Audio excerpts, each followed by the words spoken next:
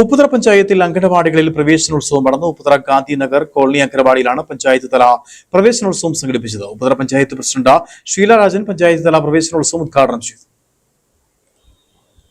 ഉപ്പുതറ പഞ്ചായത്തിലെ മുഴുവൻ അംഗനവാടികളിലും പ്രവേശനോത്സവം സംഘടിപ്പിച്ചു. ഓരോ വാർഡിലെയും അംഗനവാടികളിലെ പ്രവേശനോത്സവം അതാത് പഞ്ചായത്ത് അംഗങ്ങൾ ഉദ്ഘാടനം ചെയ്തു. ഉപ്പുതറ ഗാന്ധിനഗർ കോളനിയിലെ അംഗനവാടിയിലാണ് പഞ്ചായത്ത് തല ഉദ്ഘാടനം സംഘടിപ്പിച്ചത്. പഞ്ചായത്ത് പ്രസിഡന്റ് ഷീലാരാജൻ പഞ്ചായത്ത് തല പ്രവേശനോത്സവം ഉദ്ഘാടനം ചെയ്തു.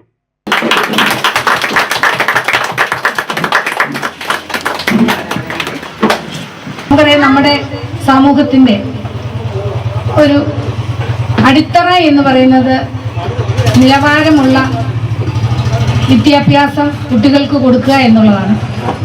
മുൻകാലങ്ങളെ അപേക്ഷിച്ച് ഒരു 8-10 വർഷക്കാലത്തോളമായി നമ്മുടെ സർക്കാർ തലത്തിലുള്ള അംഗൻവാടികൾ നല്ല പ്രവർത്തനങ്ങളാണ് കാഴ്ചവെക്കുന്നത്.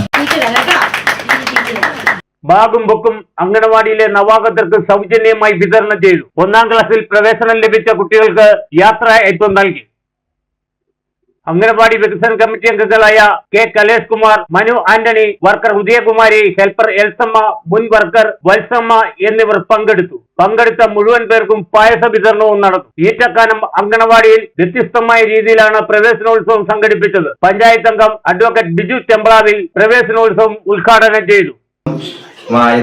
ഭൗതികമായതും ശാരീരികവുമായ വളർച്ച കുഞ്ഞുങ്ങൾക്ക് ഉണ്ടാകുന്നതിന് വേണ്ടിയിട്ടാണ് നമ്മൾ ഈ 3 വർഷക്കാലം 3 മുതൽ 6 വയസ്സ് വരെയുള്ള കാലഘട്ടങ്ങളിൽ അംഗൻവാടികളിൽ കുട്ടികളെ വിടണമെന്ന് പറയുന്നത്.